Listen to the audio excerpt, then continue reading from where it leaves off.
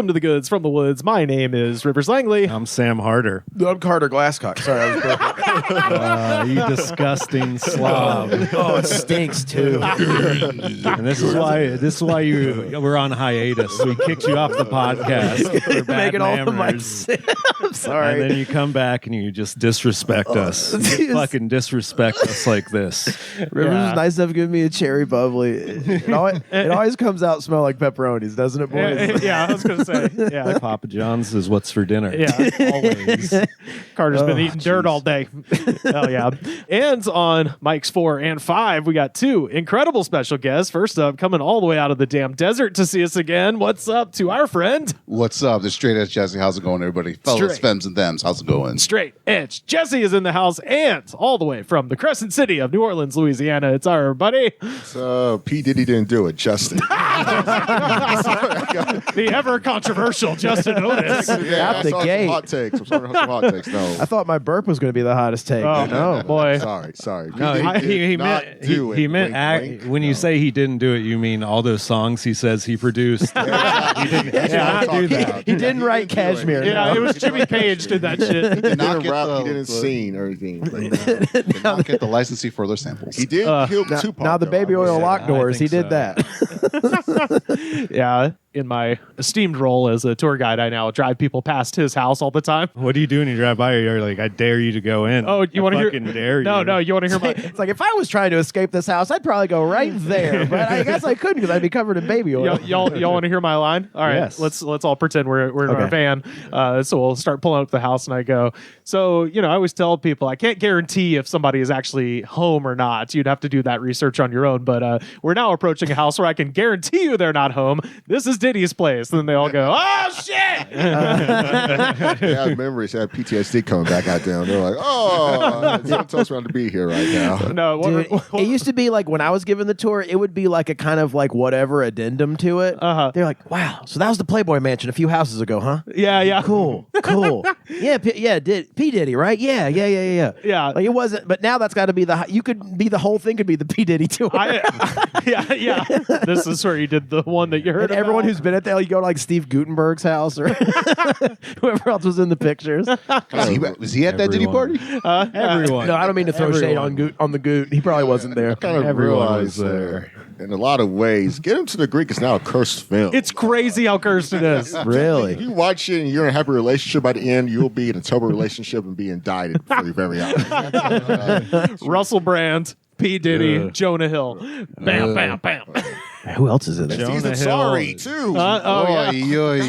Jonah Hill did nothing wrong. I don't even know what he did. Just being a shitty boyfriend. That was it. Yeah, some Yeah. texts came out. Yeah, he was- The texts were revealed. He was dating a surfer whose job is to, He do got stuff with mad their at her clothes for off, and then got posting mad at her for posting pictures of her surfing in her fucking This bathing is suit. like the thing, bro. If you're dating the Instagram thirst trap girl, that's the flex. You won. It's the flex that you actually date that girl, and the other dudes just look at the thirst traps. Yeah, you won. And Shut they're up. jealous. I don't understand the guys who are intimidated or jealous of that. Yeah. Jonah Hill, you a hoe for this one. I'm telling you. Yeah, you're our donkey of the week. there's a new segment or something. Yeah. I think Sam said it once. I It's like thought it was fun. Charlamagne. I think that's it's like a radio segment. Is it? on Okay. Like a hip hop radio station in Club. New York. Oh, Yeah. well, that's us, obviously. I just am a hack. I knew I could say it on this podcast and no one would call me on it. Now, there's a black person here. Fuck. Duped again. I had this idea earlier about camping out next to stars on the Walk of Fame of shamed people and just interviewing everyone who stops and still is taking a picture with it. And not even talk about the person. Just be like, so what's your thing? Like, what's your deal? Yeah. Like, hang out at Spacey or Cosby or somebody like So that. you really like Woody Allen, huh? Yeah, exactly. Yeah, I'd be like, so what's your whole shit I going on? just would look at him and go, ironic or nah? Yeah, Is this exactly. ironic or What caption are you I was about to gonna say, write? if they look like a barista or something, it's ironic. But Yeah. if they're wearing like an overcoat and nothing underneath. Nobody did it like Spacey, man. Nobody. Oh yeah. But now I think we should do the same. Just hang out at Diddy's house, see who's taking pictures, see what their deal Craigslist. Man. Because every time I go there, people are out in the street snapping photos. So It might be paparazzi. Thank you for the correct pronunciation too. I'm Italian. Paparazzi. no, Ciao. you gotta go like this when you do it. I got hit with a ciao in real life the other day. God damn. Like a real old school, like you think that doesn't happen in LA, but it happened to me. Like a middle-aged guy. Wow. Yeah, I was fucking. I was speechless. It fucking floored me. I never thought it would. After he happen. hit you with his car, he was like, "Ciao." Asta. No, he did La it. Vista. The crazy part is he did it so much more casually. Like I can tell he does it all the fucking time. Right. That's his thing. I was just like, holy fuck! I've never heard anyone say that before and like mean it. I'll say it if I have Italians on the tour. They think it's kind of cool. All right, guys. I mean, that's Ciao. that's fine. You're not saying it to like strangers. I'm gonna start. Okay. fine. I always say heroes in a half shell, turtle power. Oh, yeah. Hell yeah. Straight Edge Jesse brought us a sampling from the Far East. Jesse, tell us what we got for our ungodly concoction today. I mean, I wish I could really tell you, considering I don't read Korean. Oh, These are is this a Netflix? these are Netflix energy drinks. So my Netflix brother- and Rage, motherfuckers. Exactly. Yeah. So my brother, he went over to Japan and made a stopover in Korea. He showed me some pictures and he said, "Hey man, would you want one of these?" And I was like, "Yeah, give me 2 of them." I know the perfect place to dispose of them.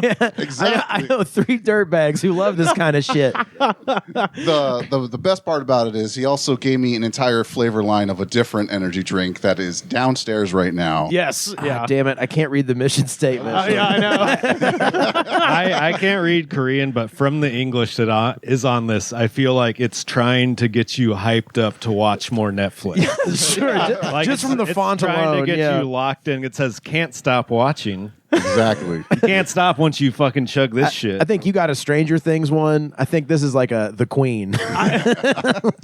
Real talk, that will make you turn to Ted Sardanos. what flavor is that one? We got a lemon lime and we got a Orange mango. Orange mango. All right. I got high hopes for the orange mango. I'm not I gonna lie to mean, you. As do I. I always have Right. high hopes for non-American ones. They're Yeah. at least going to throw a curveball at us, if nothing else. It'll be more disappointing than anything if it's just like a generic energy drink. Ooh. Oh, hell yeah. Some listeners just double came. You got that new Siri sound. Nice.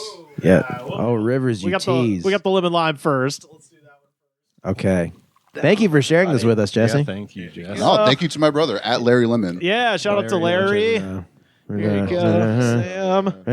All right, cheers, Cheers, folks. everybody. All right. Cheers, To you guys. Netflix. To Netflix. They broke the mold. That's Kind of just tastes like lemon Tastes like lime soda, yeah. Gatorade. yeah. Oh, it's closer to squirt. Yeah. Yeah. I get that. Yeah. I think Sam's right. It is. I got the lemon lime Gatorade flavor more than anything else. Squirt's more like a grapefruit. This is, but it's not the Sprite lemon lime. It is the Gatorade specific. Like that's that flavor. Fuck, that's great. Y'all Dude, remember not bad, the not too bad. soda drink called Vault? Yeah. Vault. It feels like Vault, but he's retired. Now he's a grandpa, too. That's Boy, the 90s were crazy. Yeah. Yeah. When that Lewinsky thing came out, man, it rocked everyone's world. And it's really not too overpowering. It's kind of, like I said, the most Yeah, it's not disappointing so- thing about this is it can just taste regular, but that's pretty good. Yeah. I can't say I've had an American energy drink that had that flavor. Yeah. That's. The I was thing. ready for some rocket fuel today. I'm going to be was, honest with you. yeah. There you go. I forgot to take my antidepressant, so I This kind of smells needed like it. peach rings, and there's a lot of peach flavored energy drinks. Ooh. This smells like peach rings. I like both of these. I Yeah, really this like is both of good. these. Is it mango orange? Is what that Orange Yeah. mango. One? Orange mango. Damn. Yeah. I like both of these a lot. This is This great. has got a lot of candy taste to it, but Man, I like it. Shout out to Korea. Shout out to Korea. This Yeah. is nothing that blew my mind as far as getting something new and exciting from overseas. No, but I I would would kind of No. just straight a fastball straight over the plate. Yeah. With both of them, 4 out of 5. on Yeah. both. So each can, if I saw correctly, if I can mentally translate, I think it says 200 milligrams per can. Yeah, of caffeine. Yeah. Yeah, 55 mgs of what I'm assuming is sugar. Yeah. I thought it was 0 because the whole thing is 20 calories. Oh, okay. I didn't see that part. Oh, yeah, yeah. Okay, yeah. 200 mgs of caffeine, probably 1,000 mgs of, whatever shit they put in there. sure. Potassium or salt. Yeah. It's funny that they've got a Netflix energy drink in Korea, but not here. Yeah, you would think like This seems like it would be a promotional thing you'd get at a party. In My LA. brother tried to see if he can find it anywhere online, and it looks like it's only in Korea. Yeah. The only way you can get it is pay like $20 for like 2 cans. Wow. Like, Oh, order shit. something like that. Wow. Now it says Ion on this. Is there Netflix Ion? Is Ion in any way part of the name? I have no idea. So Yeah. I believe Ion is like every American energy drink. They have their proprietary chemical mix, and so because it has a little droplet next to it, I bet Ion is like, oh, we've got these 10 chemicals that you wouldn't expect. Yeah. Kind of a thing that makes you fucking rage. Yeah. It makes you rage when you watch Netflix. It's funny because they do have obviously sports tinged energy drinks that are supposed to help you athletically, and then they have gaming ones that are supposed to focus your mind for video games. Watching TV is such a passive thing. It's like, Don't why act do you, like you could put a smash mental patient in a caffeine and wheelchair in watch front of a TV. television. I drink caffeine and watch TV all day. I do too, but with this, it's like we've got special ingredients to help you watch TV better. I'm fucking locked in. I'm locked the fuck in. But what if you need to hate watch all the woke nonsense? Right. There you go. That's what it is. Yeah. Get your brain hot. So when you watch serial killer documentaries, you think they're coming to your house. Prepare. Oh, yeah. Yeah, hell yeah. I'm giving, man, but I mean, those are both perfect. I liked both of those. Those are dangerous because they just taste so good. Yeah. It's so smooth, too. If those were Look how weird available, chemical bite. if I lived in Korea, I'd drink one of those every fucking day, man. No question. Out of all the things to do in Korea, Yeah. No, just first of all, Netflix drink every day. Yeah, I hell would yeah. watch Netflix. Yeah. Second of all, watch Netflix. Well, there was a guy who went to Hawaii and he documents eating food for a week, so he just ate nothing but Five Guys in Oh my Hawaii. fucking God. I pissed off so much so that I unsubscribed from him. That was Couldn't find a place to get like Loco Moco or anything. exactly. You know what I mean? Wait, was he American? He was American. Okay, that is and unacceptable. he was like, Mainland he commented Americans. on him like, I'm not happy with myself right now. And he was just like going every week. He went to Five Guys just to buy the most expensive Five Guys in Hawaii. That was it. They're roasting pigs underground currently for you. Right. And you like said that, Five Guys? Is there an Arby's around here? Right. Out of your fucking mind. It's like a worse version of that one YouTuber who went to every single, was it Margaritaville or Rainforest Cafe? yeah. There was Like a worse version of that. Yeah, we talked to one that was going to every Cracker Barrel, I think. Yeah, it was like some retired couple.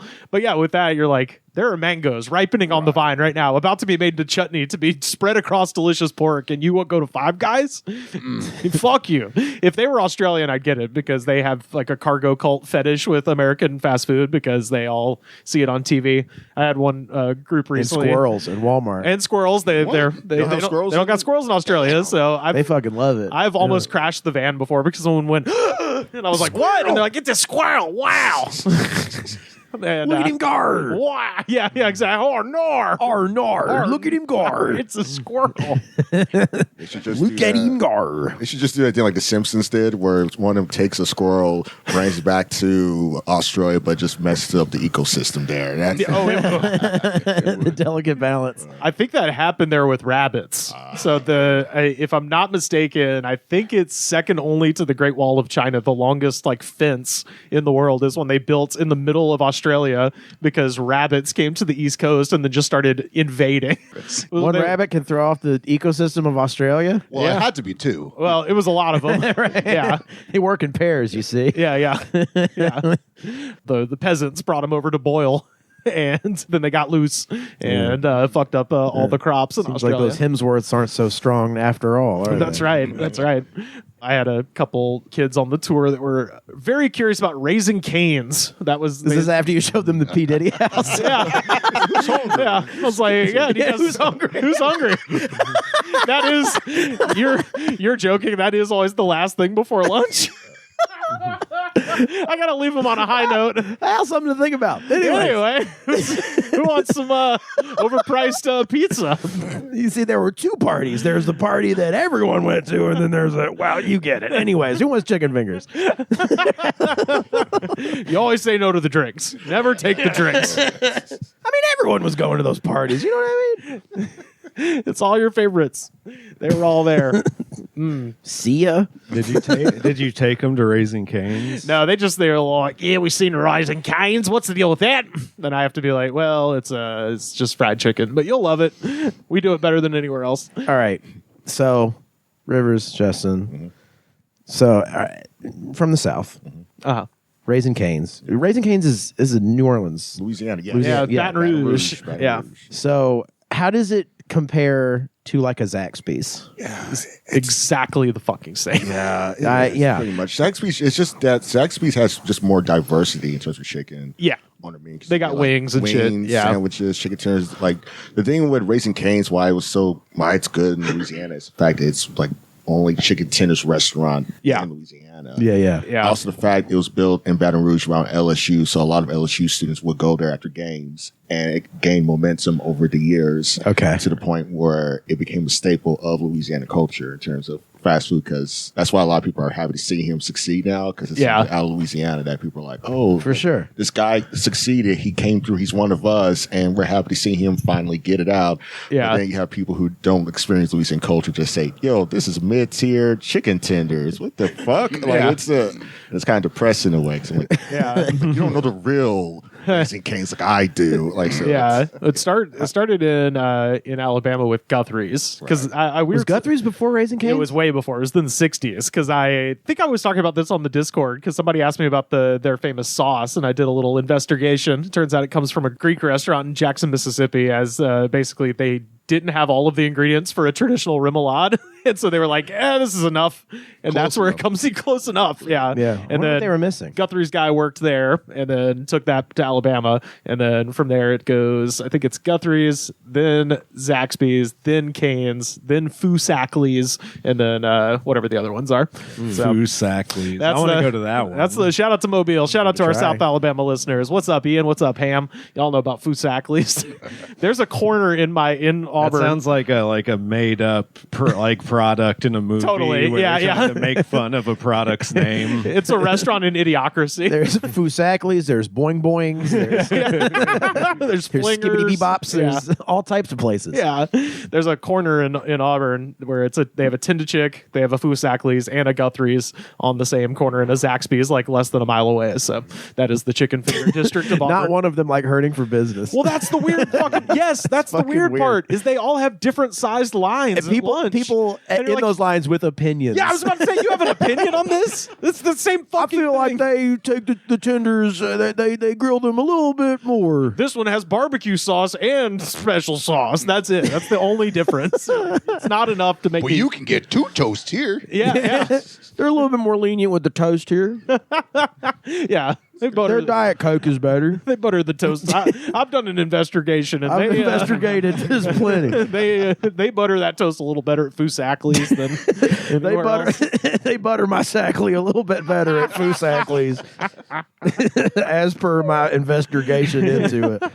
And now they got fucking Dave's Hot Chicken coming to Birmingham, and I'm like, What? that is mid. Goddamn. That is the most mid tier shit of all time. I was gonna say. some people aren't gonna be pressed by hot chicken. And No. be like, yeah, we already do this. We got Hattie What? B's in Birmingham. Right. Yeah, I was We gonna say, we got Nashville's right Popeyes. there. We Fuck got all off. yeah, this is weird.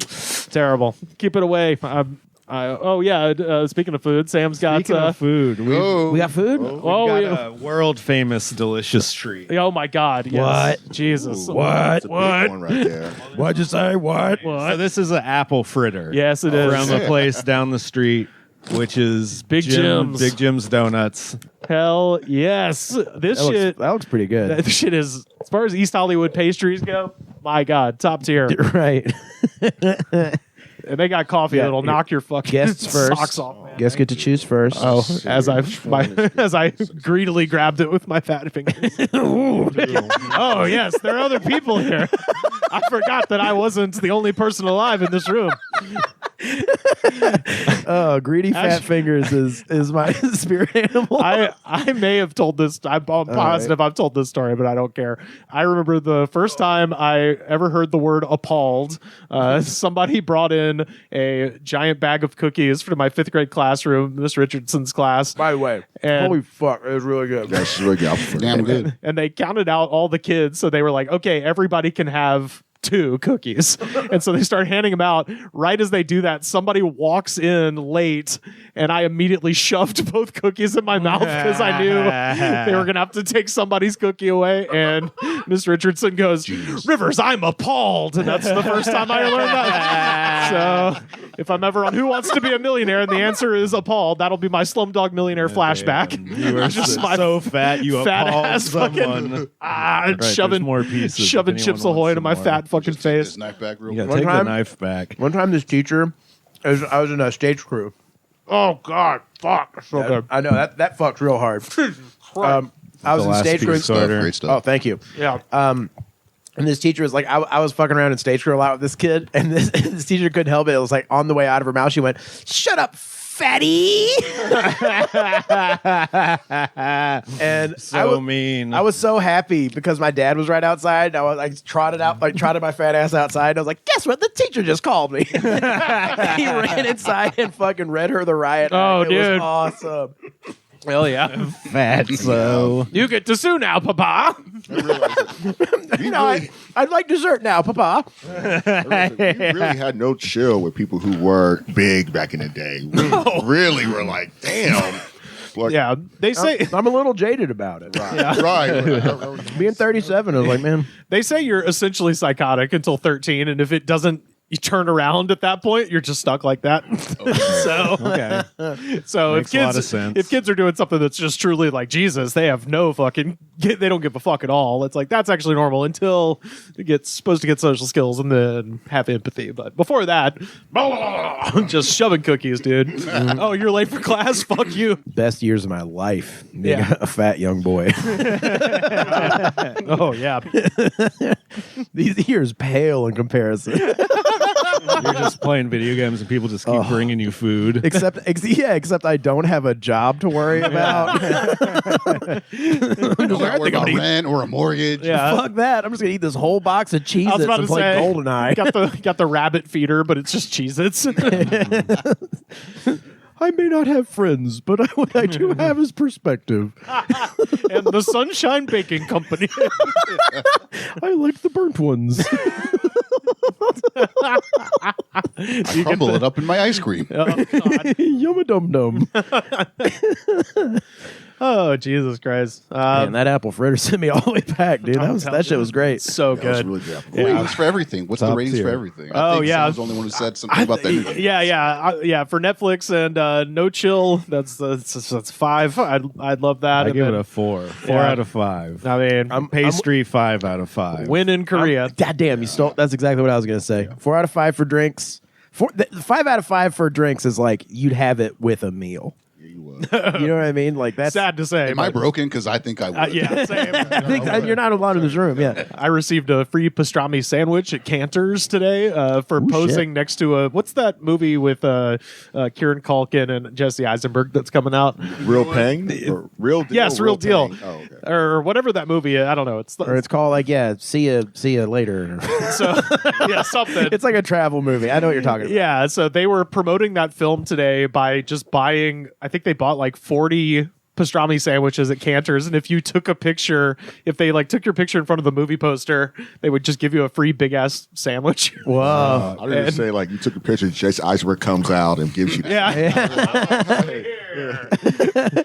Yeah. It'd be funny if like little kids were like Mark Zuckerberg, like he's like Iron Man.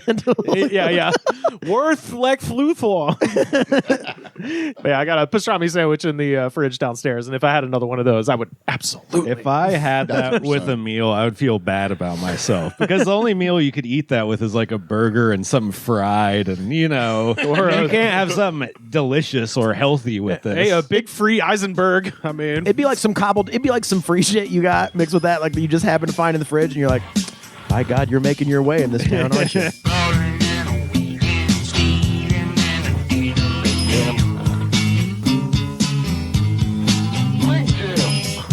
What's the biggest thing you ever did? Don't say big deal. What's the biggest thing you ever did? Don't say big deal. y'all, I don't know if anybody here is planning on relocating to the Silicon Valley area, but have a pretty cheap way that you might be able to do it. I was perusing Craigslist today over in the San Jose area. Are you gonna leave us? I was thinking about it. This is a great opportunity, Sam. I could learn to code. Rivers, I don't have anything else in my life. Carter needs this. I need this, man. If this works out, you can relocate everyone there. Yeah. I can come? Oh, yeah. I think we could both fit in here. So this is the headline. $250 Harry Potter cubby for very cheap, plus light chores. Light chores? So all these come with chores. You always find some that come with chores. So this is the space.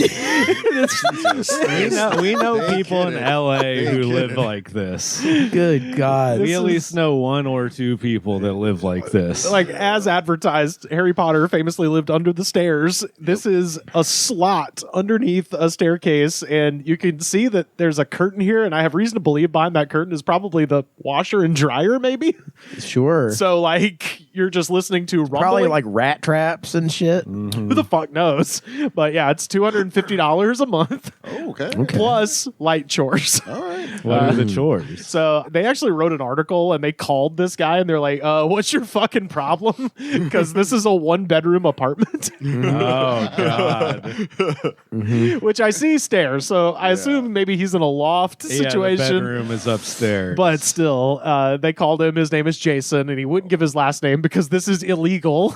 And he's like, I have a pathological hatred of doing dishes. That was the main thing. So I think you're just doing a lot of dishes. Pathological hatred of doing dishes. And it turns out he is Oliver Twist. Yeah. That's so fun. It's like I love that. That's just, I don't know. I think it's because I pathological. I worked in restaurants, so there's something still where it's like zen for me. I like watching. I love dishes. washing the dishes. Yeah, you just listen to your fucking music Nice. and zone Very out, relaxing. smell the good soap. Fuck off. I didn't washing clothes. I think that means I don't like cleaning up after myself. Yeah. And yet I love spaghetti. Yeah. Yes, I like things that cake on. Thicker, Chili, spaghetti, things that stain. The thicker, the better. Does it turn your Tupperware weird colors? Great. That's my favorite food. But I won't lift a finger to clean it. But you will, Harry. Everything I eat has chili oil in it. Oh, I just hope they're not transphobic. So this is the ad. Hello, all. Thanks for checking out my ad. So, I have a 3-foot by 10-foot area under my stairs, which can be blocked off with some jury rigging that I am going to Wait, sublet. hold on. He doesn't block it off. You have to do it yourself. You have to figure out how to block off your corner. To me, How bad do you want this corner? To me, it looked like he had the plans to like hang up a little shower curtain type thing. See, that's a different corner, though. You have to do one across as well. That's what I thought. That's what I think is his plan. Basically, okay. You can link up your shower curtain to the existing shower curtain so that it covers you and not just your feet. So yeah, I'm going to sublet this. It fits a cot perfectly. Cool, thanks. Nice. Like, are we talking prison cot or? I think it's Okay. Coleman it's camp 10, cot. 10 by 3. So yes, That's a cot. This is a 1-bedroom, 1-bath apartment. I want to rent it out to a nice nerdy gamer. Don't care if it's male or female. It's like, you know what he wants. You don't even have enough room to be a gamer, right? Where are you going to put all your game stuff? Well, he's Where gonna. is your rig going to go with your very expensive PC? If it's a Hermione that ends up staying there, that's totally fine with Jason. Must not have a criminal record, addictions, or pets. Addictions. No huh? addictions. It's like, if you're a gamer, got bad news. No guests ever. And then parentheses. Sorry about that, but seriously, who'd want to come visit this place? So at least he's being honest. No, this just means he's a fucking freak. Yeah. Yep. Yeah. No contact to the outside world. Don't tell anyone you're here. Don't look at me. Leave your phone in the hole in the woods. Play Halo with me naked. I don't know why. Get naked and play Halo with me. But this description sounds like it's like the plot of a low stakes version of the movie The Walrus. Like, it sounds like that to me. So I just need you to dress up as a boy under the stairs. Oh, yeah. Yeah, put this on. Yeah, no restrictions on cooking, which is like, yeah, that's part of a house. Internet, okay. Kitchen use, bathroom use, etc. You can poop all you want. You can absolutely Wow. take shits all day, every nice. day in your Pee, home. poop, Choice is yours. I am benevolent Jason. That's why they called me that. If you want to watch porno on your phone, that's totally fine. I will be able to hear it. Not be fine. You might not be allowed to jack off. Though. You can watch the porno. Well, there are hours. There are hours where one can manipulate themselves. It's when Jason goes to bed. You're allowed to take a shit. You are not allowed to wipe your ass. That's strictly against the rules. But we do encourage you to install the bidet. Yeah. I am a kind Jason. Kind Jason. Jason does not want you to have semen backup. Kind Jason wishes to give you smoked paprika for your spaghetti. There is some weird food stuff coming up. It says, for all intents and purposes, my appliances and utilities are yours. Use my plates and silverware. Enjoy my TV. Wait, what? Yeah. It sounds weird. It sounds very passive aggressive now. Like, now he's annoyed that you're using this stuff. It's like, that's part of it when you My leave. plates. Yeah. Just live all over my life. Never forget who gave this to you. So yeah, use my plates. My Sonic the Hedgehog plates. Those are my Dick Tracy cups from Hardee's in 1992. You son of a bitch. You can drink out of my Terminator thermos. And you can jack off it from 3 p.m. to 4:30 p.m. Never touch the Scooby-Doo lunchbox. Its secrets must not be revealed. So yeah, use my plates and silverware. Enjoy my TV and my Xbox. I feel like if it's a gamer, don't they come with? I mean, you're Weirdly, a gamer, Jesse. Don't you come with that when you move into a new place? A Nintendo Switch gaming PC. Yeah, you also have your streaming rig. No, there's not enough space for that, man. Yeah, is it? You're one of those degenerate streamers that, like, instead of having a table, they have cardboard boxes. Yeah, on their desk. Dude, I think the only thing you can get is Switch handheld mode on this these digs. And then it says, paint your Warhammer 40K minis at my table with my paints. Wait, they said gamer. Yeah, hey, this is manual. They didn't say table. They never said tabletop. Hey, it's a game. That's a game. Yeah. That's a game. Yeah, I would call tabletop gamers gamers. I think Life is but a when he game to said Jason. nerdy gamer, I think, that encapsulates all this fucking Warhammer. They're playing like Space Marine 2. This That's what is they're doing. this is very he wants them to have every exact same hobby as he does, and he would think it was weird if they didn't want to paint Warhammer 40K minis at his table with his paints. Yeah, but it says only my brushes. That's the weird part. Or it's like, Not don't my brushes. Not my brushes. Yeah, that's the weird part. It's like, don't use my fucking He's clearly had an old roommate who fucked up his brushes. Someone's like, "Can I watch the game? Which game? I can play Halo for you. Can I watch the football game? It says rent is $250 per month, and you do some chores around the place twice a week, not on weekends. Downstairs only. No one's working for the weekend at Jason's. No, hell no. Also, downstairs only is funny. It's like, never go in my room. Never go near it. It's the loft of excellence. Only I. Casa de Jason. Based on my experience, it takes about 30 minutes for the chores. Pros. It's cheap. Okay. It is. Yeah, It it's is. cheap. Just second, I'm a pretty good cook and willing to share. Usually. Okay. Like, what? This is the level of abuse that we all are. Is that we're all like, it is cheap. I know. It's like you're living in a pervert's house under his Or you stairs. could just never be home, dude. You could just never be home. It's fine. It's fine. At least I got a place to crash. That's it. This guy never leaves. Yeah. Ever. You're probably right. Yeah, about that. this guy is cooking. He's stirring a giant pot of pasta all day, every day. We'll share your love of nerd stuff. Please love There it everything is. I Really like. wants a nerd. It's not like he just wants a brother, a twin brother. He wants Yeah. friend. A yes. friend or a wants friendship. girlfriend. He wants a copy of himself. Yeah. Can you be me? Do you have the strength? We'll share your love of nerd stuff and educate you on a few points. Yeah. So that you can go into the world and do my bidding. Everyone has definitely rejected this person, and like an incel, they have decided everyone should just become like them. It's gated parking. Okay, that's cool. It's air conditioned and heated. Okay, that's pretty standard. pretty standard. Got something going on. I mean, at least you have that. And finally for pros, I can run a D&D game for you. Of course, it's a fucking dungeon master. It's a DM. No. It's a fucking. Hey, man. He's like one of those guys that puts everyone through the meat grinder, but we just did the combat. It's time for more combat.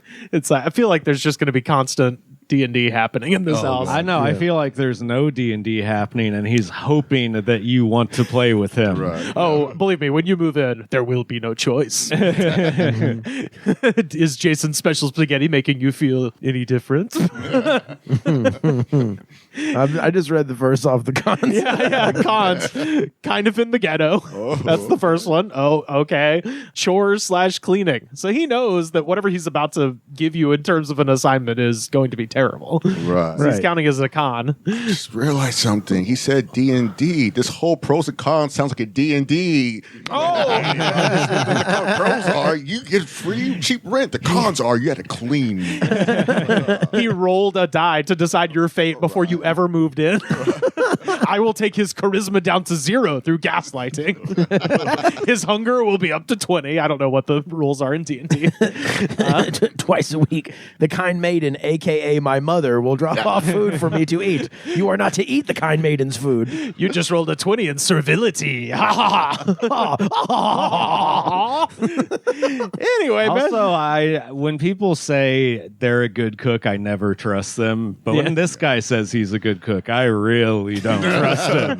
It's like when anyone says they're a good anything. I'm like, oh, we'll see. Yeah, exactly. We'll see. Humble yourself. Be like, Do you like Oh, the god awful. Do you like the meat? Would you believe that I deceived it myself? Oh god, I'm gonna need a roll perception check for that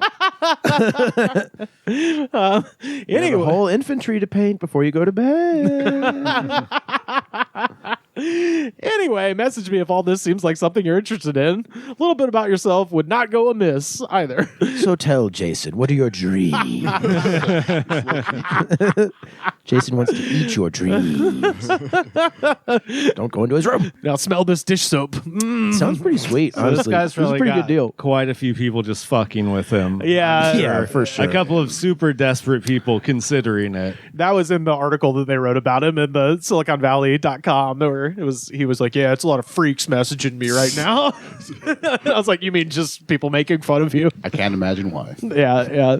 People who pay too much to live in Silicon Valley. I mean, yeah, definitely.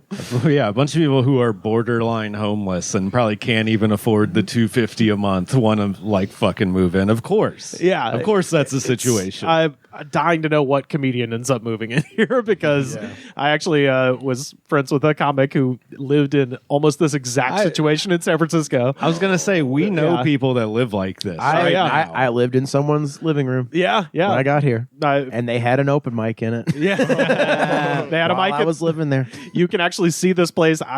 I have to imagine the Department of Health and Human Services tore this place down before, after they filmed here. But they filmed an episode of the Vice series Flophouse at the Sylvan House in San Francisco. that one. That's the Sylvan House. So David Bory, the current voice of Comedy Central, friend of the pod, he used to live out there. And my friend Spencer Devine, Patrick Moore, all the good San Francisco comics live there. And it was one of those where they had a party and I had just moved to San Fran. I got invited over there and I took one step in and like my shoes were just like stuck. It was the grossest fucking house. So I'm glad it got committed to film on the Vice show, but it's one of those where like they need to knock this down. This is this is a fire hazard. It's a health hazard. The next pandemic will emerge from the toilet of this home. There's a place like that in Birmingham, and everyone called it God's Butt. We played so many shows at God's Butt. It was awesome. We had one in Auburn. It was the Funk House. Which, The Funk House? When they first moved in, it was still kind of clean. So it was like funk, like fun, funky. And then by the end, it was just, there was a smell that is unreplicatable. That was just human misery, the smell. I remember during Christmas break, somebody went to go pee and a rat had died in the pipes and floated up to the top. And my friend was like out of work at the moment. And someone was like, hey, I'll give you $10 to pull the fucking rat out of the toilet. It's like, oh, okay. And he did it. Yeah. Hey, $10 is $10 in 2006, my friend. That's like $150 now. Boy, you'd have gas for a week. Thanks, Biden. Yeah.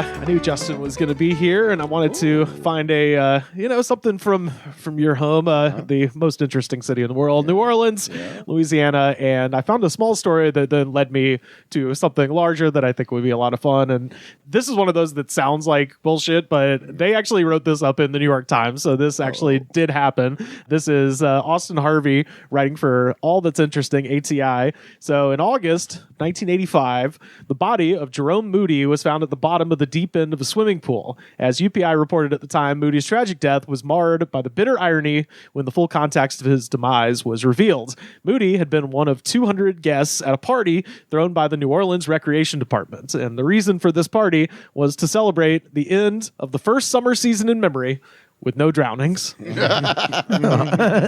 Momentous occasion. Roughly half of the party guests in attendance were lifeguards, and 4 of them were on duty during the festivities. Moody was not a lifeguard, but he was fully clothed and somehow ended up jumping into the pool undetected.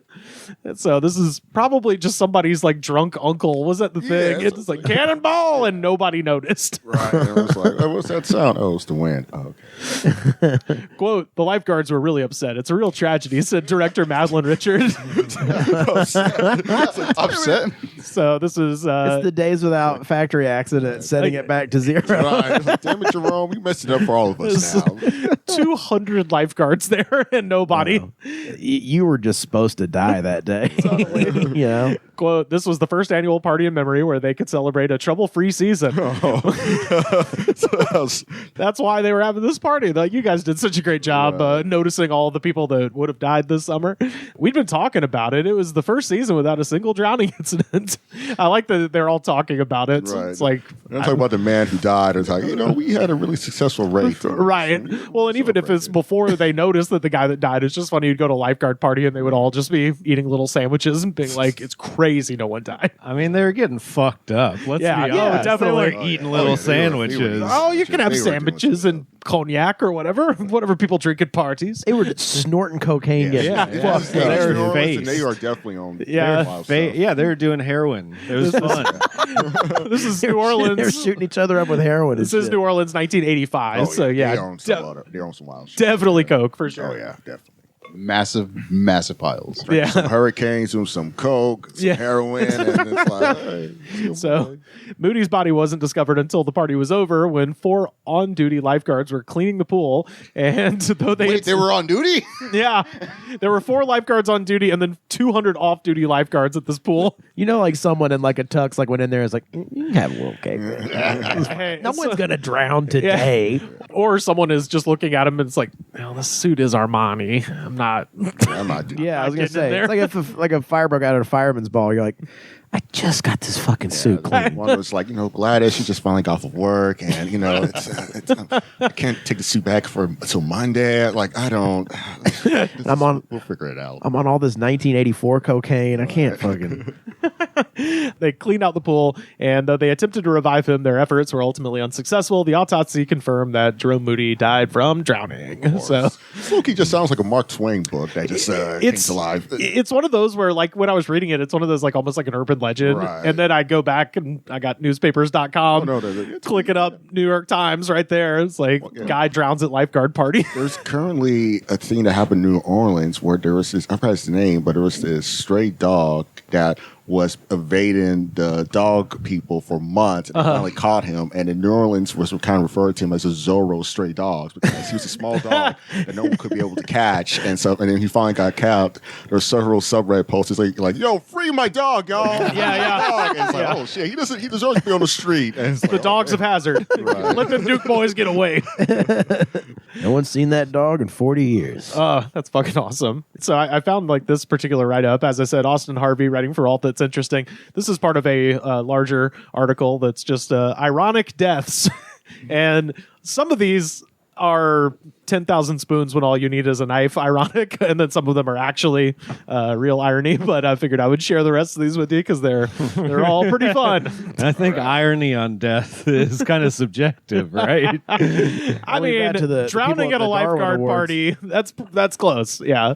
Hey, I get it. They're partying, you know what I mean? Yeah, I mean, no one even knew. No one even knew that guy. That was the guy they were like, who the fuck is this guy? How did he show? I guess he knows someone else, you know? You know someone the next day it was like, so I guess this whole year doesn't mean shit, huh? Yeah. Just because one fucking guy drowns, the whole year doesn't mean Dumb shit. fuck. And he's not even a lifeguard. And it is funny that, like, I don't know. What was he doing there then? He snuck in. so- He's probably the dealer. Well, no. He's probably the plug for the lifeguard part. So what I think is, like, this is a rec center, so it's probably a big room that's got a pool, and they're having a party over here, and then this guy like falls in or something, and nobody notices. Is kind of what it seems like. Indoor pool. Very Yeah. fancy. Yeah. Nice, very nice. It's kind of sad you died in an indoor pool and stuff. Yeah. Let's explain your death at the funeral. It's like, oh, how did he die? It's like, oh, he died around safety. That's how. Yeah. I don't know. You ever like be in an indoor pool at a hotel and you're like the only person there and you're like, is this what people do before they kill themselves in their hotel room? They just take like a lap in an indoor pool and they're like, yep, it's time to die. They're just watching Kitchen Nightmares on the side of the pool. You go upstairs, you put on diners, drive-ins, and dives, and you blow your brains out. No, you do it in the pool. You do it in the pool? Yeah, How do I definitely. traumatize the children? Fuck them kids. Well, geez. No, I Do you really want to be an inconvenience when you kill yourself? yeah, that's a good point. I worry about that stuff. I want to be like, I don't want to be someone else's problem. So this one's from Lebanon, Ohio. In June 1871, former Congressman Clement Vallandigham, Shit. Good Lord. what a name, was working as an attorney in the town of Lebanon. His client, Thomas McGeehan, was accused of killing a man named Tom Myers during a saloon brawl, and it was Vallandigham's What year job. was this? 1871. Okay, yeah, that makes sense. And it was his job to prove that McGeehan was not at fault for Myers' death. So Vallandigham, I don't know how to say it, argued that Vallandigham. Vallandigham argued that McGeehan had not actually shot Myers, but rather that Myers had accidentally shot himself while drawing his own pistol. So In the leg? No, he killed him. He died. And so they were like, oh, he didn't actually get shot. He shot himself. And they had two pistols. So he was going to try to prove that. And so he, in the process, to demonstrate how Myers might have accidentally shot himself, Vallandigham grabbed a pistol on the table, placed it in his pocket, drew it back out, and pointed it at his abdomen and said, "There, that's the way Myers held it." That's when his finger fell on the trigger. There was a flash, and he cried out, "My God, I've shot myself!" Got to exposition his own death. Everything back then was like fucking Laurel and Hardy. Then he slipped on a banana peel. Yes, and shit. yeah, it's great because that's one of those where like there was so nothing to do in 1871. This would have been Except kill each other in the street. this would have been front page news everywhere. Like local moron. Yeah, local buffoon. This is like you were bringing a fucking loaded gun into a courthouse. And no one was like saying shit. Well, they're just like, yeah, go, just whatever, just go for it. And I challenge you, Vallandigham. yeah. They had a little more context where he like some of his friends were like, "You should probably take the bullet out." He's like, "I know which pistol it is." Like he was such a dick about it before he did it too. But this is just gun safety, not irony. Yeah, no, that's what I mean. Yeah, this is the 10,000 spoons when all you need is a knife. I think. But When dads were teaching their kids how to use guns, like, and you got to know how to spin it too. Yeah, I mean, it's That's a big definitely- part of it, spinning it. It's definitely one of those situations. if the gun doesn't go, you're doing it wrong. if you can't shoot your name in the side of a tree, then you don't know how to shoot, son. Yeah, if you can't shoot an outline of your body and then go through it on a motorcycle in the side of a barn, like This is Indiana gun safety we're Jones. talking about. Yeah. So for the next few hours, a string of people attempted to help Vallandigham, but he died, and his client was ultimately found not guilty of killing Myers. Well, so okay. All right. So, That's how a lawyer gets paid. yeah, he got him off. Got him off, and his estate now owes him money. Perfect. I love that one, and I also like again. There's nothing to do at this point, so people are just like, "That's the funniest thing that's ever happened," and that's how it made it down through the ages to us. Say we live in this time period. You're not going to watch a duel in the middle of the streets. I would watch it. I would watch it. I've been trying to Google to see if duels are still legal, and people say no, but I'm thinking, well, based on the way things are going. Yeah. Oh, it'll come back. Yeah. Yeah. We'll have legal dueling before we have healthcare. When it turns into Road Warrior again. Yeah, I've said for years cocaine will be legal before free healthcare. Oh, yeah. I think Yeah. dueling will be right after that. Duels are coming back big. And stuff. It'll be cocaine, dueling, then maybe healthcare. Yeah. No, this also just reminds me of, my favorite genre of, say what you will about Twitter. It is the one place where you can see people shooting themselves for real still. And anytime it's the one where the cop is giving the gun demonstration and shoots himself in the leg. Yep. Oh, fantastic. The gun safety expert. Oh, Yeah. it's the best. Yeah. And Good he's stuff. just trying to fucking no-sell it too. And you're like, buddy, you just shot yourself you need to go to the directly in the hospital. leg. You got to get out of here. X, you mean? Oh yeah, X, the everything app. This one's from Lincoln, Nebraska. In 2004, University of Nebraska Lincoln senior Derek Keeper published an editorial in the Daily Nebraskan titled "Individual Rights Buckle Under Seatbelt Laws." Oh no, libertarian guy. In the article, He's a keeper. Keeper wrote, "I'm from the school of thought where everyone should have the right to do as they please as long as they're not infringing on the rights of other people. No law or set of laws has made the government more intrusive and ridiculous than seatbelt legislation."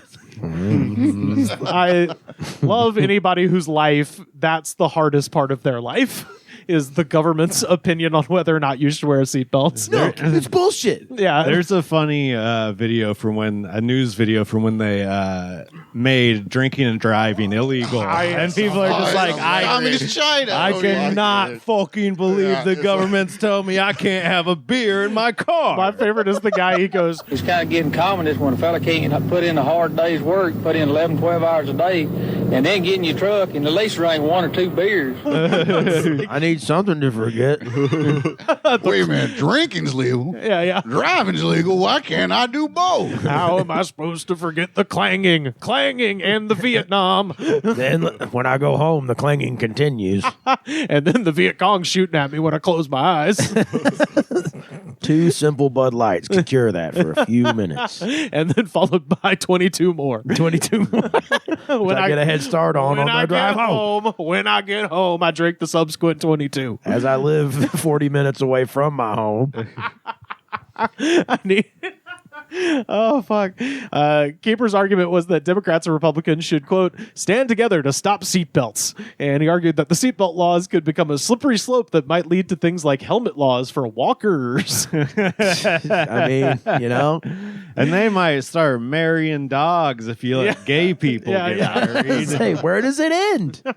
In 2005, the Lincoln Star-Journal reported that the 21-year-old was ejected from a Ford Explorer Who could have seen this one coming? that rolled several times into a ditch after veering off the road due to ice. Did he live? The driver and another passenger survived with non-life-threatening injuries. Yeah, he died because he wasn't wearing a seatbelt. He was a real G. He committed to his belief till It's the true. very end. That's the thing. Yeah, I love that he wasn't just. It's It's also a like moral victory. yeah, he's ejecting it like he talked it. Yeah. someone who's vehemently against seatbelts also is not like a safe driver. You know what I mean? Like, there's no way. I can balance the can on my knee while I drive. I don't have to touch it. It's like someone who's like, dude, condoms take away all the feeling, dude. You can ask each one of my 12 kids. I hate condoms.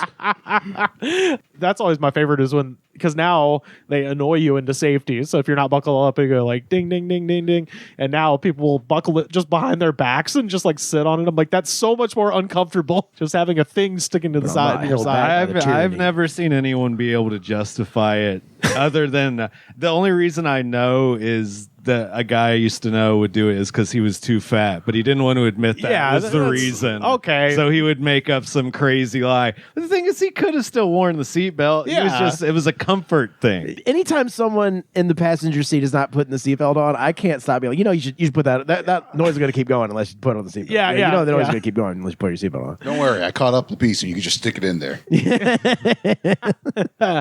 This one's from Spotsylvania Courthouse, Virginia. So Union General John Sedgwick was wounded several times during the Civil War. From the 7 Days Battle, for instance, he sustained injuries to his arm and more injuries to his leg at Glendale. And at the Battle of Antietam, he was shot 3 times, once in the wrist, once in the leg, and once in the shoulder. But just 90 days later, he reported back for duty. So this is a fucking hard ass, man. He's full of bullets, but he still wants to fight. There's still a war to fight, yes? That's right. Onward, boys. What What did side Trump is say? Onward, me boys. Onward. Look upward, me boys. He's Irish for some reason. Follow the rainbow. Fucking idiot, yeah. John Wayne said that. He said, look upward, me boys, or something.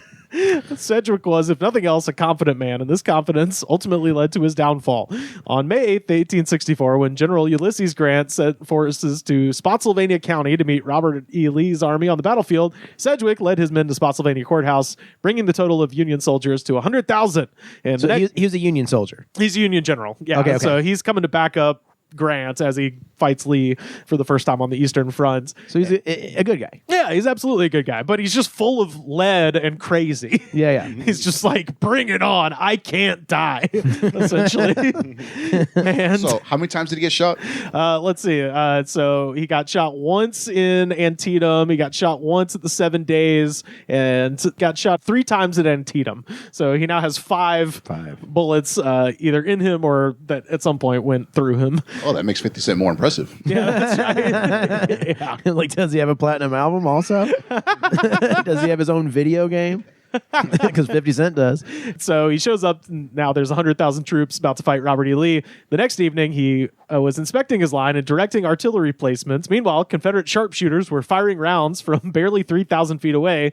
Naturally, the Union soldiers facing the onslaught of bullets were ducking for cover, but Sedgwick did not approve of this. So literally it's like ping, ping, like bullets are going around. And he said, what? Men dodging this way for single bullets? What will you do when they open fire along the whole line? And to set his men's mind at ease, Sedgwick said, why, they couldn't hit an elephant at this distance. And at that moment, a bullet entered his left eye and he dropped dead immediately. So I just love the Hubris. the reporter being like, so what were his last words again? Oh, And I bet the thing was, Hey, we're over here. yeah. and the thing was, the guy who hit him in the head, he was not on mark. No. He completely missed where he No. was trying to shoot. Yeah. Oh, yeah. And This yeah, is- they couldn't hit an elephant, but they could randomly shoot you in the fucking head. It's like how the guy from Hamas got killed. Like, they were just like, oh, sick. yeah. Oh, jeez, his head exploded. Jesus, that's kind of crazy. Isn't that crazy, guys? This one I love. This is so what is today Honolulu. John Kendrick was an adventurer through and through. He began sailing with his father at just 14 years old. And by the age of 20, he was a well-respected sailor in the booming whale industry of the mid-1700s in Massachusetts. Okay. So we're talking, Moby Dick times here. When he was 22, Kendrick served in the French and Indian War, but the revolutionary spirit soon took hold of him. And 10 years later, Kendrick was one of the Sons of Liberty who dumped British tea into Boston Harbor. So he's a criminal. He's a criminal, and he's a Coachella girl, because, they did it dressed as Native Americans. Did you know that? Wow. Yeah, they're fucking culturally appropriating Coachella girls doing the Boston Tea Party, you guys. That's the worst thing they did. Yeah. So 10 years later, he was one of the people who dumped the tea into the harbor.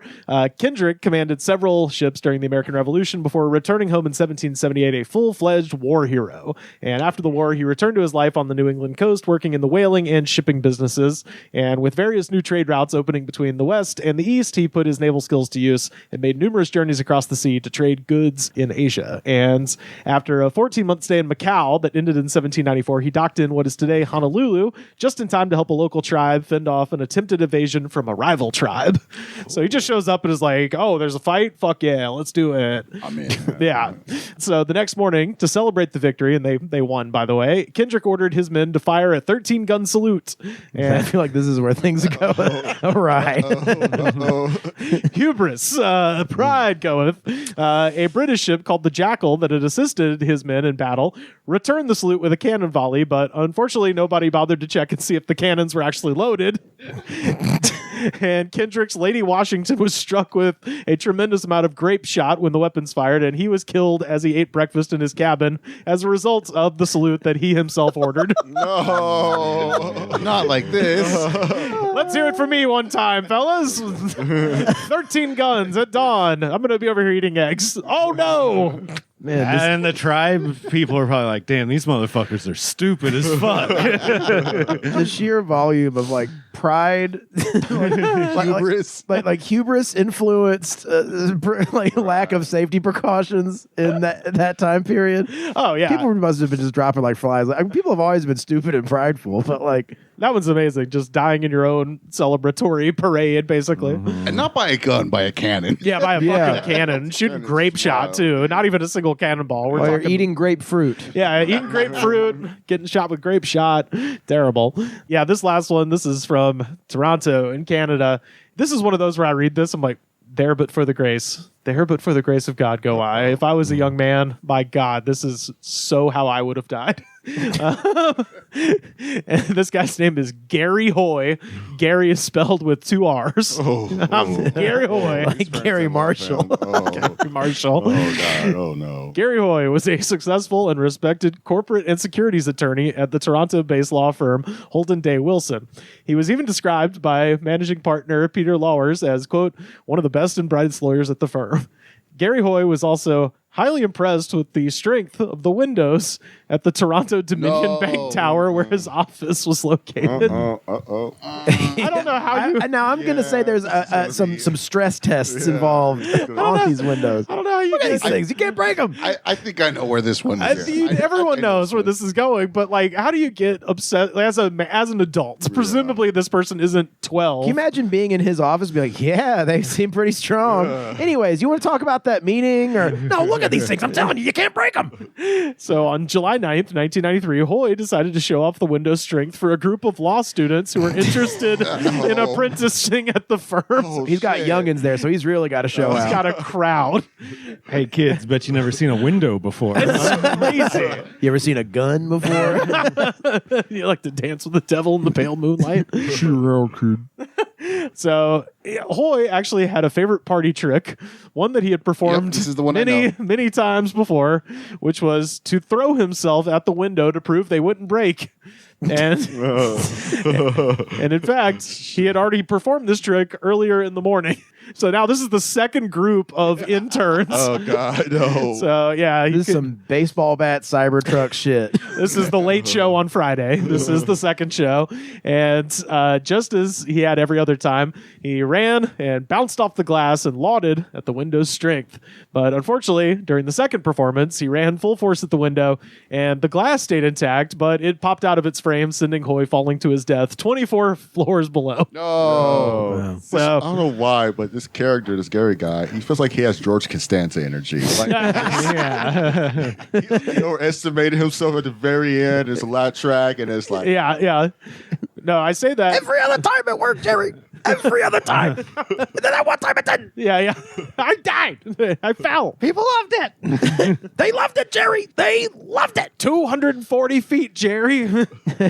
I remember this why from that would show, you? 1,000 Ways to Die. Oh, really? Yeah. Oh, wow, yeah. fantastic. it was 1,000 ways. Yeah, 1,000 Ways to Die. I just want to know how he became fascinated by the window. Well, like, In 1,000 Ways to Die, they kind of casted a John Favreau looking guy to Yep. play him. And Sure. So I feel with that, they were like, okay, you can do what you got to do now. So yeah, he's fat and stupid looking. He'd do that. I Yeah. was gonna say, I'd be right in that casting call, buddy.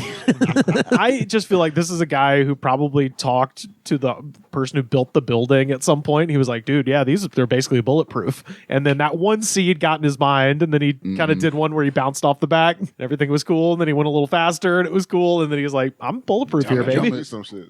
Yeah. Yeah, had to be. They don't give you offices like this downstairs. Yeah.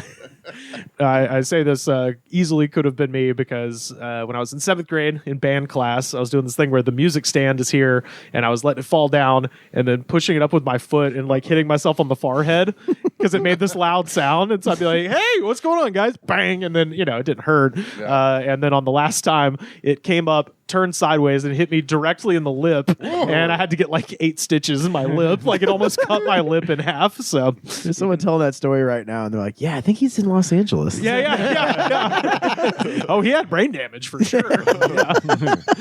Yeah. So it just went from like, me like, right, to like, oh, fuck. So anyway, there's still a scar underneath the mustache, folks. It's still there. Well, dude, there's a guy in college. He was like, he's being very stupid, and he was like chunking a brick onto this gravel driveway. Yeah. And he's just like, I'm drunk, and it popped up and got him in the fucking in the lip. Yeah. And that was a pretty good. That was a pretty good day. Yeah, that's one where it's like, yeah, he was like shit faced. With this guy and with me, it was just, this was purely for comedy purposes. Yeah. And it was just, you didn't think about how dumb you were being at the time. Oh man, yeah. So shout out to Canada. That's fantastic.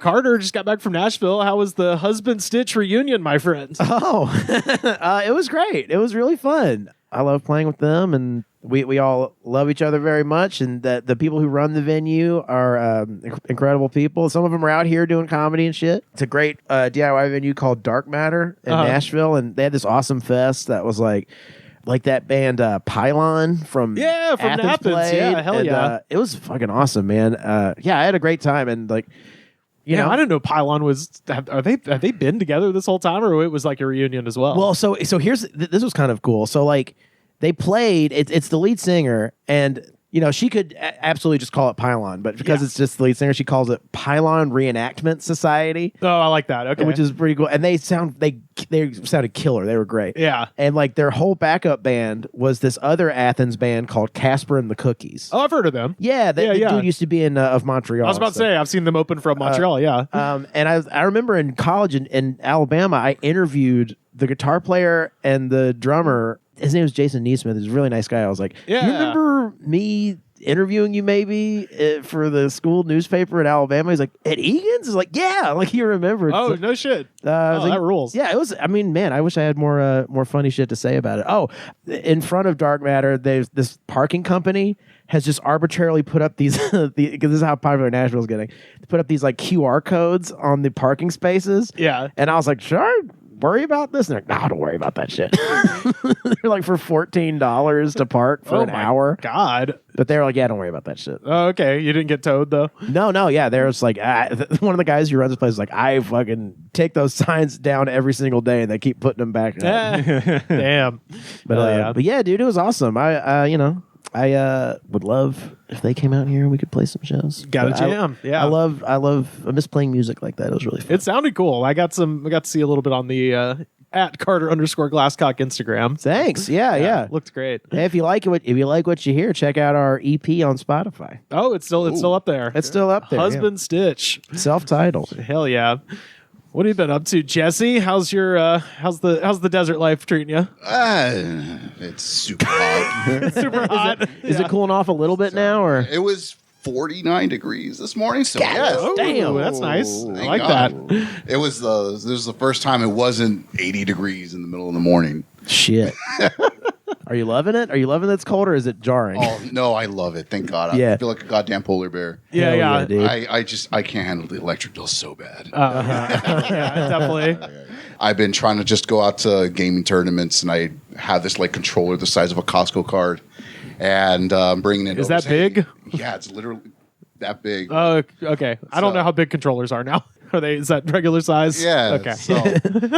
So I'm bringing this as like I'm using this as like this like a Carney gimmick. Can you beat a level 9 CPU using this controller and no one can do it? Yeah. And I'm taking it all throughout Southern California wherever I can. So if you hold a Smash Brothers tournament, Smash Brothers is your game? Yeah. Gotcha. And if you Smash win, Brothers tournament, and if you win, you get the whole prize pool of $10. and there's a little space under Jesse's stairs. You can live under there. Oh shit! What you been up to, Justin? Anything fun? Nothing. I mean, I'm just doing shows and stuff. I've been getting addicted to ChatGPT though, because in terms of I came up with an idea of a fake author who writes very good horror books, but they all involve people working at a Dairy Queen. So it's very intriguing. I've been saying this person's 40 years old, works at Dairy Queen, but it's run by a CEO whose daughter has been possessed by a serial killer. It's a mixture of Stepford Wives meets 90 Day Fiance, and it gives me a good old plot, basically. So, And then what do you do with that? I just do nothing with it. I'm just like, it's good reception. It's like, it was a very confusing, mishandled, but overall, people like the audacity of it. I'll tell you what, you find where Reed Hastings has brunch. Yeah, pretty much. CEO of Netflix. I also been, and you slip it to him. Yeah. I've also been You using ask it for Korean energy drink. I've also been using it to come up with cursed idea of. I've been asking hey, come up with a cursed idea of a cursed kids show or cursed TV shows and what happens people watch it. And it's been giving me good ideas. There's one I forgot it was called a Hollow Playground or something about people who watch it. They see the characters come to life and then they disappear. And there's one section where he has incidents and it talks about the Vatican. How they're like a priest, priests were watching it, and one priest stood up they said was an expert on the code, and he said like man should not see what's inside this room right now. That he has a heart attack, and I was like, oh, ChatGPT, you are creative. It's like, damn, okay. I've got a pitch for the Dairy Queen horror thing. Yeah. Obviously, ChatGPT, they're not coming up with this shit. Right. You know how when you get a blizzard and they prove to you that the blizzard is not Super droopy thick, yeah. by flipping it over. So Yeah. the person who flips the blizzard has control of like gravity, of like perception. So when they flip it, you're the one who flips over instead of that one, and like just knocks your ass out up against the ceiling, and then you know. I just wanted That's to fucking too go. genius for ChatGPT to come up with. Well, now I they're just wanted they're to fucking scraping go us everywhere. By the way, I never want it to work. I want it to be like, oh shit. God damn it! If I flip reality, not the cup. God, if I worked there, I would just do it for fun. You know, Yeah. just heat up the sides real quick, and then Oh, not again. Oh, fired now. Shit. I'm ruined. I'm rude. Yeah. I mean, like, well, as much as we all hate AI and how it's going to replace writers or whatever, there's been like generative AI things on Instagram that I've been following where it's like an old lady whose nipples turn into dragons who are vomiting scrambled eggs. I'm like, this is this is pretty crazy shit. What do you use it for? The most absurd thing you don't want to make money off of or anything at all, then it's more fun in a way. Yeah. Okay. I'm Just copy paste. Say it's a collection of short stories. Right. Throw it up on Amazon. Yeah. There's literally hundreds of books like that right now. Oh, yeah, like yeah. survival books. Well, they're like, oh, this mushroom is totally safe to eat. We talked about that on the show where it's like, yeah, you shouldn't let a robot tell you what mushrooms to eat specifically because that's a quick way to die. Are comedians letting ChatGPT write their sets? Oh hell yes. Yeah. So, yeah. Well, probably, but it's also the thing that with the ChatGPT replacing writers is that you can send it off on a mission to come up with stuff, but then you still have to go back and correct it because it's just full of holes and but we know shit that doesn't make stand-up sense. comics who just aren't even competent on stage at all. So if they're using ChatGPT, they're not going to be able to fix the wrong. They can't even fix the Yeah. wrong parts of their own comedy. They're not going to Yeah. become like an amazing actor all of a sudden. Yeah. What you got going on, Sam? Anything fun to talk about? I went to NFL football game. Oh, where at? Sunday. SoFi Stadium, Chargers v Saints. Hell Fuck yeah, dude. The Saints I was gonna are say, a bad we got a- team. You a Saints guy, Justin? They're a bad team. You're like a bad team. Are they worse than the Chargers? Yeah, they are. Okay. Considerably. It's sad. It's a real sad story. It's, Yeah.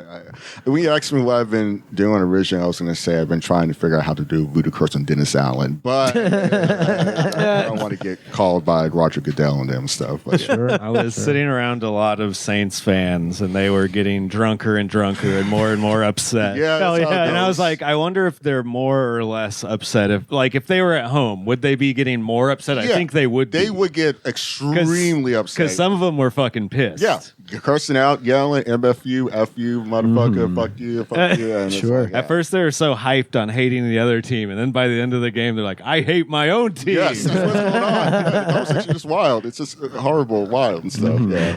Did I tell you? I went to Nick Saban's last game at the Rose Bowl Oh, yeah. with my dad and Carly. We were sitting behind these guys, these Alabama frat guys who had like spent all their money to come to this fucking game. And like they were saying the wildest shit behind us the entire game. He was like, this guy was going like, "Bow your fucking neck!" Like he was yelling that the whole time. And then at one point he said, "My name is Dick. Open up." Yeah. Which I was, what? I don't know. I was like, so. It's like the energy of the Saints Instagram Yeah. page has been getting lately and stuff, where they keep trying to post uplifting things. And one person, I quote, not kind of sound like Marcellus Wallace, where it's like you're like posting privilege have been revoked. Yeah. I Yeah. can't do this anymore. You know? What'd you eat at the game? Anything good? Had some nacho, the classic nacho cheese thingamajig. Had their fucking chicken tenders and fries. Chicken tenders better than Staples Center, Oh, okay. Yeah. but not by a ton. But yeah, There are no Fusacles. no, and we got to the game late because of traffic, because the traffic down there is so fucked. So we didn't get a chance to really check out the entire stadium. But it was fun. Hell yeah. Fun place to go. Yeah, they got better food We got than in. Staples, yeah. We got in really cheap. Somehow, I don't know why the tickets were so cheap because they were decent seats. Parking at SoFi is $100. Yes. and people aren't prepared for that. people kept telling us before we went, like, oh my God, the parking's so fucked. It's like, yeah, I mean, if you're paying to go to something like this where everything costs $100, if you want to drink and eat, it's going to cost $100. Yeah. I went down there for WrestleMania. If you're on a budget, don't go here. Yeah. Or just go like forum parking and walk the mile or whatever. Oh, that's jack too, man. Yeah, they Is it? They're using that as part of the parking too. Yeah. God damn. No, Yeah. you don't park in neighborhoods anymore, basically. No, fuck no. I went down there for WrestleMania and it was $88 for WrestleMania. Yeah, so And for neighborhood parking? for anywhere. They say it's For the you. most expensive stadium in the country. It to go is. to. Yeah, they had to. It's like $5 billion or some crazy shit. No, I just mean to attend. Oh, that too. Yeah. Who won? The Chargers. Chargers won. It's been yeah. It's It was a bad game. The first half. The halftime score was 9-5. Yeah. It was an ugly one at first. It was. But then it's been things got a little better. Yeah, I've been drinking arsenic basically. Take time to live a little at Dairy Queen. There's a cool taste there for every day of the week, and then some. Live a little at Dairy Queen. Y'all, we have time for just one more segment, and of course, this is our jam of the week. Oh man. Oh, everything you say to me, fellas. I will. This band is getting a new level of appreciation. So let me tell you about this. You're going to notice a lot of these comments are from over a decade ago. Sure. And then all of a sudden, Yeah, well, that's the thing is after Chester Bennington died, Linkin Park got this reevaluation. Yes. And people treat them as if this isn't butt rock of the same order of Nickelback I mean, or still whatever, and is. I will absolutely die on that hill. This is the buddiest butt there is. This is like. Well, I guess it's more like It's like the- of its genre. It's the pop punk of shitty butt rock. Yes, that's a great way to put it. They're like the U2 of butt rock. They're like U2 of new metal. Like that's like I think that's what the stake that they claimed. BU2 too.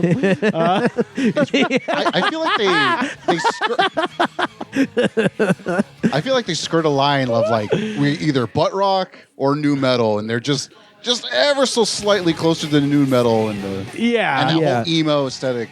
I would say And then the rapping. That's- you got to Yeah, add the rapping's rapping the new and metal. the DJing into it. That's- They never curse, which is kind of butt rocky. Really?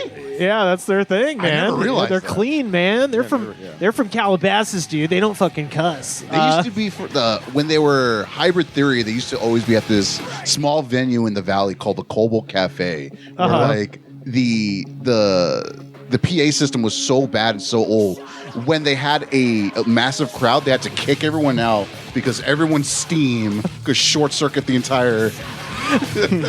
There's nothing funnier than a band that doesn't cuss that has a breakdown of a guy going, "Shut up!" It's so fucking great. I also love shut the fuck up when I'm talking to you. Oh yeah. But yeah, this is of course One Step Closer by Linkin Park off of their 2000 album Hybrid Theory. I certainly raged in my room pretty hard to this album. Oh, yeah. Not gonna lie to you. Did you write a comment? Because there's a lot of dudes that raged. 12-year-old me would have. Yeah. We want to make fun of this song, but this dude killed himself. This shit was real as fuck. Well, like I said, I had to go back because basically everything after that moment is people being very serious about this song. Yeah. And then before that, it's a bunch of people being like, dude, they suck now. This is when they were badass.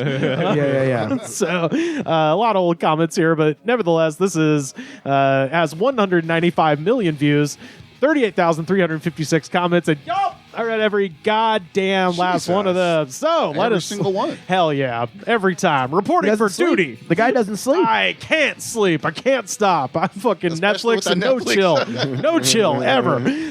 David McDaniel, 4 years ago, I'm CEO of Chase Bank and Bank of America. God damn. And I run through a lot of chicks. Oh shit! I bring them back to my mansion in Lancaster. Oh, The Burbs. That's all Do you you know this gotta guy? Do you know this guy? When he said Lancaster, like, oof. Yeah, I mean, Jet, do you ever run into this guy at Ezel's Creole Cafe out there? No, haven't yet. By the way, that's the intersection here. They have a great Cajun and Creole restaurant in the desert near where Jesse lives. Yeah. So. We're going to check it out next week, I think. Hit me up, bro. I'll drive out there. You see the CEO of Chase Bank. Yeah. A girl on each arm. Just running through chicks, apparently. So there were a lot of comments about the way the hair appears in this.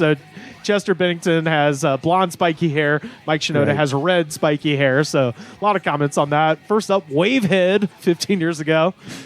Watching this video, this is just whatever I would think I would find this band. So in the video, they're in like a tunnel, like an underground sewer matrix I remember looking the thing. video well, yeah. Yeah. So he says, this is just where I thought I'd find this band. Freak house underground. Having a freak off at the Diddy party. By the way, aren't these two guys bald now?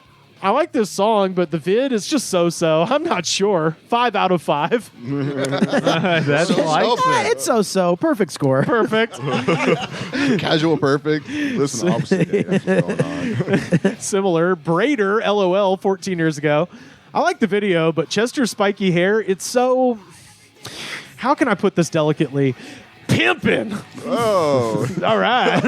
it sounds like a person who says Taco Tuesday with excitement. In it. Yeah. Well, no, it reminds me of that prison TikTok guy who shows you how to make things out of ramen noodles, and at the end he goes, "Bussin'." No. Yeah. See, that's the new metal. That separates from butt rock. New metal is like you look like a marionette puppet and you have spiky hair like you put your dick in a light socket. That is new metal.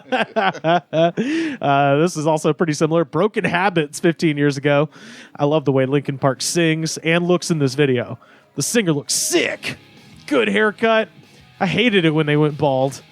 That's a fucking dumb. This is not one of my favorite. That's a dumb. That's a fucking dumb. You know when you see a fucking dumb. This is not one of my favorite songs because the lyrics are kind of screwed. But but I still enjoy watching Linkin Park and listening to all of their songs. I was like, but this one, okay. Most confused man alive. Yeah. Yeah, this song, I don't know, because the lyrics of this song are kind of fucked up. This one, JJ Morales, 30 years ago. Best song ever, To Hate My Ex-Wife Too. We hit it. There it is. Nothing specific, just a steam like a crock pot for 11 hours straight. I imagine him lip syncing this song in like a hotel room because he's gotten in trouble for being too loud. It's the second offense. He's definitely lip syncing. I was waiting for the "I hate my ex-wife" comment to show up. Oh, there's a couple in here. Always. Daniel Rocks, 16 years ago. Fuck all you saying LP is emo. LP is not emo, and if they were, so what? Shut up when I'm talking to you. Chester, Brad, Mike, Joe, Rob, and Phoenix, not emo. So shut up.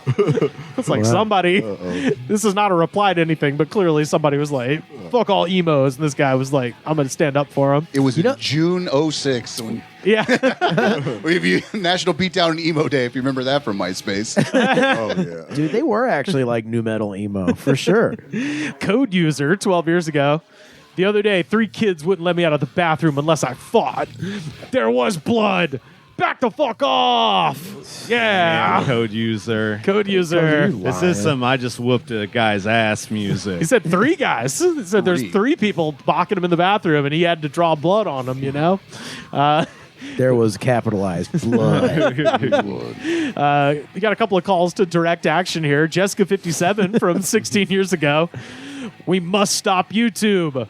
For your information, YouTube is getting rid of all anime. I think I know why. Every night at 10 p.m. Is this when Crunchyroll started? Or? No, this is when they're doing all of the anime music videos. So many of them were done to Linkin Park. Oh, really? All the Dragon Ball Z okay. fight scenes. Is it because he has Goku's hair in this video? Exactly. Is that why? No reason that's not why. Every night at 10 p.m., they will have a maintenance device that deletes any and all anime. To stop YouTube from doing this, or to stop YouTube from doing this, we must get enough people to protest. I'm like, where? Where are you going to go? What are you going to say? In front of YouTube. Yeah. This was 09? 15 years ago? Yeah, 16 years ago. So 08. Yeah. 08. This one is Ashen, Mississippi. Again, direct action here. Attention all metalheads. thumbs up so people can read this. October 15th, 2011 is the 30th anniversary of Metallica's formation. Oh, come on. They have Get on Enter Sandman with this shit. Well, that's to your point. He says they have influenced a lot of great bands that stand to this day as they work on what is believed to be their last studio album. Instead of hating on other great metal bands, hear me out this time. On October 15th, we will all watch Enter Sandman, making it the highest viewed video of all time on YouTube. Let's give a gift to the gods of metal. All hail Metallica. Write a letter to your senator or do something else. You could get something done with this energy, you know? Organize for healthcare or something. Yeah, exactly. Like, Metallica's doing fucking fine. They're just suing high school kids. That's what's going on. Right. Also, the fact that you might be able to get Metallica to the most popular video in YouTube history is so crazy. Also, they're one of the most popular metal bands ever. Do they need more attention? Yeah. Also, Stranger Things is going to actually do this for them in about 10 years. Yeah. Got a couple more here. Jersey Matt, 4 years ago, played this for my ex-wife. First time she accused me of something wrong. Shit. Which I proved. Just listen to the words. It'll say everything that I want to say to you right now. Which I proved was that she was the wrong one, hence X. Hell yeah. During this part, did he like grab a bunch of plates and start throwing them on the ground? 100%. I love someone's trying to have a conversation with you, just like, no, fuck it, just listen to it. It says it all. Probably pretty scary in the moment, but in theory. All these people are committing domestic violence. 100%, yeah. Oh, yeah. LP Baseballer, 16 years ago. It would be awesome if Linkin Park came to my town and played a show, and I'm in the middle of the mosh pit just going crazy. And then, during the encore, Mike and Chester pull me up on stage, and I get to sing like 5 songs with them. And it'd be so awesome if they came to my town and let me be in the band. That would be so cool. Then afterwards, they're like, guess what? We loved your rendition. You're our best friend now. Will you join Linkin Park? No, after the show's even better. He says, then after the show, I hook up with the hottest girl in the world. That would make my day. That would make my day. I mean, that really would make my day. Hooking up with the hottest girl in the world. I mean, that's a flex. And look, I'm not a complicated guy. Like, just let me get on stage with my favorite band, become a member of that band, become best friends with them, and then fuck the hottest girl in the world. Yeah. I'm happy. Simple, achievable goals. I would like to be a Beatle and live in a castle made of chocolate. Really want to know how old that person is. Oh, definitely 12 for sure. Soulful 96Q. Chester, 4 years ago, Chester did not kill himself. Oh, God. Chester, Some Q. Chris Cornell, Avicii, and Anthony Bourdain were all working together on a documentary about the elite's pedophilic sex trafficking rings, and then coincidentally, they all killed themselves in the same manner back to back. Spread the news. I was going to say, how many just like this did you run into? Probably, so many. Of course, yeah. There was a bunch of them who were like, Chester is John Podesta's child. That was the one of them. Yeah. Chester is Jimmy Hoffa. Yeah, he is the spawn of Bill Clinton and Obama somehow. Like, yeah, there was a ton of that shit. But I do just like it's a mad world of suicide victims doing a wacky heist to rescue hostages. Stanley Peters, 9 years ago. My generation, full of fight. What a crazy time it was being a kid, 15 years old. Hardly anyone had cell phones. If they did, this person is like our age, by the way. Straight up. Yep. It was an analog Nokia. Baggy was in. Skinny would get laughed at. Dre's new album was all over high school, the Trade Center, every dude in school. I was like, hold on. Wait, what, the Trade Center? Just put that after Jinkos. Jinkos, 9/11, you know. Jinkos, 9/11, Dr. Dre's 2001. Every dude in school wanted to join up and take out USA's rage to Osama. I really feel for those fuckers in Fallujah who had a whole division of pissed off young Marines knocking down their doors with Limp Bizkit, Korn, and Slipknot in their ears. Linkin Park came just out of left field with this dope new techie sound. Pure gold. Wow. So much Islamophobia was happening. Oh, definitely. Their just viewpoint on the world is so small, so narrow. It's very. Those guys went over to that country, and we were being the badasses that we were. Bringing freedom and democracy, baby. And finally, I Am a Demon from 12 years ago. And boy, is he. The funniest thing about this song to me is it inspired a bunch of freshmen at my high school to stand up to the seniors that were hazing them, which in turn makes this song responsible for some of the most epic schoolyard ass beatings in history. By those seniors.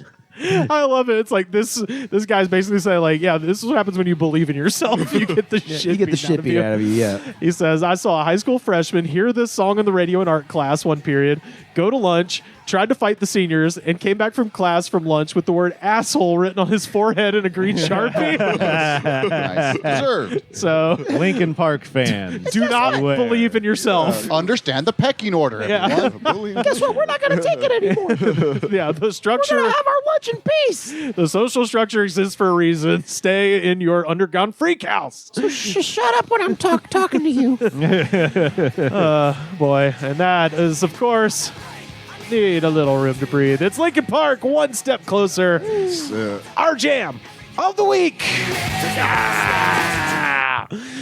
Straight Edge Jesse, where can people find you on the internet? There's a couple places you can find me on Twitter. I'm not going to acknowledge it as X, at Drug Free Plays. You can find my YouTube channel at Drug Free Plays, where I talk to different people in the Smash and Fighting Game community. Hopefully, I'm going to talk to a guy who does a bunch of weird stats. Oh, shit. Okay. Yeah. You can find him zeeting on X, the Everything app, all day long. Or you can find me on Blue Sky. I'm legitimately on there. Please, just don't engage with Twitter as much anymore. Yeah. My fiance also has a Etsy shop where she sells all kinds of fun stickers on there. It's Des Designs. Yeah, I'll put the link somewhere when you drop the episode. Justin Otis, where can people find you on the internet? I'm on Instagram at Justin's Otis with the S that's after the N, Otis, because there's another Justin Otis on there who took my identity. Oh, damn. Identity theft. Yeah, I also got to change it too, or figure out a way, because I figure people actually think my name is Justin Sotis. So I'd be confused for if I'm a guy who's about to play for the Yankees or something. What does the other Justin Otis do? I don't know. I saw his photo. He just seemed like a nice man and stuff.